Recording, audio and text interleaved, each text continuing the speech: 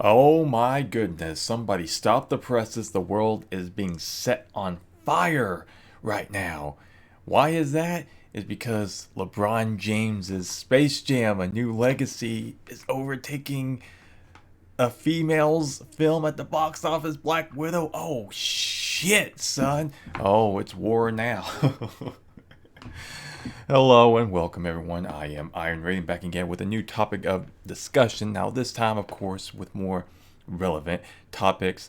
And that of course is Space Jam: A New Legacy and Black Widow.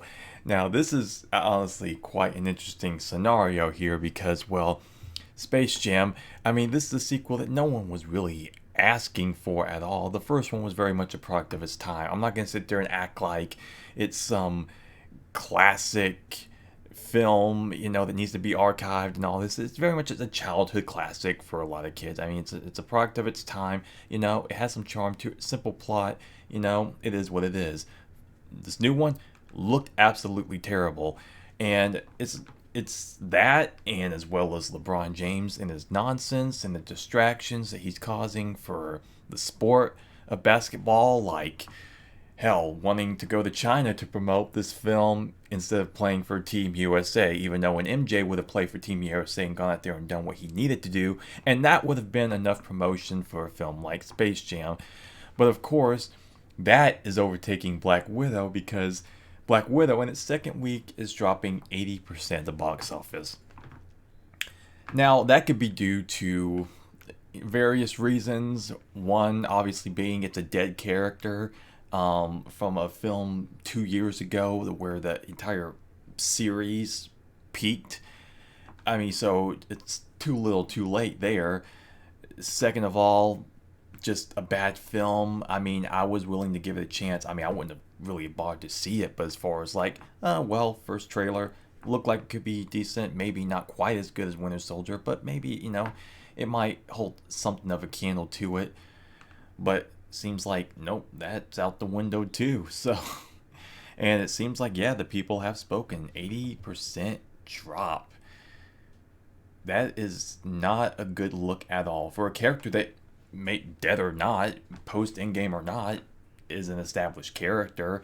It's Scarlett Johansson, and yet this film has toppled that badly. Now, what does that say for the MCU going forward? Well, I mean, all things considered, the future looks pretty bleak. I mean, the only thing I'm even remotely interested in is Spider-Man 3, and that's mostly due to nostalgia straight up because, well, Tobey Maguire back as Spider-Man, hell, throwing Andrew Garfield, I guess, and it's just like, okay, fine, whatever. I mean, I'm not the biggest MCU Spider-Man fan. I mean, I don't know why, like, first of all, the home, I guess you could call it the home series. I don't know why that became a staple for some reason. It's a little odd to me, but the best thing I took away from those films were the villains. Michael Keaton as the Vulture, top three or five MCU villain. I really liked him in that. He kills it. I liked Jake Gyllenhaal's interpretation of Mysterio. I thought it was unique the way that they utilized that character and the illusions and all of that stuff. So, I mean, so just kind of like by default, I'm kind of looking forward to Spider-Man 3. Other than that, really nothing else. And so that really begs the question: is like, okay, what's going to happen going forward? Well, we kind of know more identity politics, more nonsense, more stuff that we honestly just don't care about in general. I mean, the TV shows I've given up on. I mean, there's really just no hope for that left. I mean, it's like The Walking Dead now. It's like Walking Dead is like the interest just naturally just you just felt the fatigue of that. I mean, I know some people would normally blame franchise fatigue, and that's what they try to say with Star Wars. Be like, well, Star Wars, that was not franchise fatigue first and foremost. All right, that was just terrible decision after decision after decision. That had nothing to do with franchise fatigue whatsoever. Hell, Rise of Skywalker, it should have been for a third film in a trilogy and for a 9 film saga conclusion. If they had done it right, no excuse why that shouldn't have been in game numbers. No excuse why, but of course we all know the story behind that. So it just goes to show it's just bad decision making. And that's why these studios, I mean, all things considered, we know what the deal is. But at the same time, you do quality the first time. If you do what people want to see, it just means more longevity. I mean, I don't like the even in the before. I can refer to it as the before times, where things were much simpler, where you just put the quality out there first and foremost. That just means more money in the future. But like say you half-ass it just for the quick buck, it's like yeah, you'll make that money initially, but then in the future you're not making as much because you made a shit product. And that's the same thing with this type of thing. It's like you people have just got to stop getting into your own heads with all of this.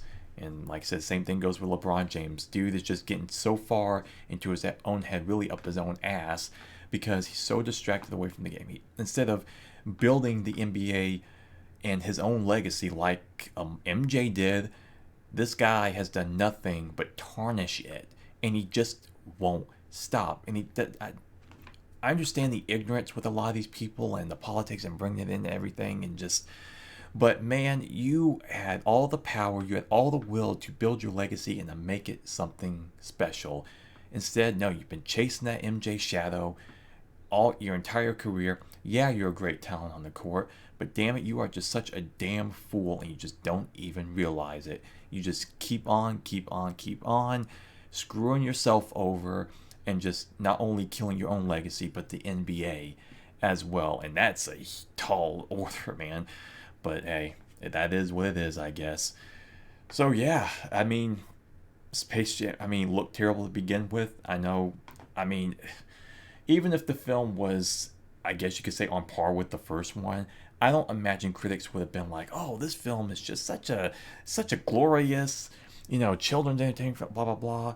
I mean, they probably would have been lukewarm, probably in a lot of ways, like to the original. It's not like a great movie; it's just a charming film, very much a product of its time. It is what it is. This film, though, is straight up undebatable garbage. So I don't imagine this one having as even any more legs than what Black Widow has, dropping 80%. But I guess we'll see what happens there. So, yeah, that'll do it for this video for now. I am Iron Raiden. Feel free to like, comment, subscribe if you would. It'd be greatly appreciated.